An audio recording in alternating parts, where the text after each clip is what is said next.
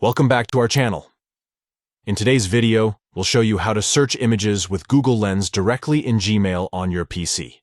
Let's dive right in. Step 1. Start by opening Gmail on your PC. Launch your preferred web browser and go to mail.google.com. Sign into your Gmail account if you haven't already. Step 2. Once you're in your Gmail inbox, right-click anywhere on the page.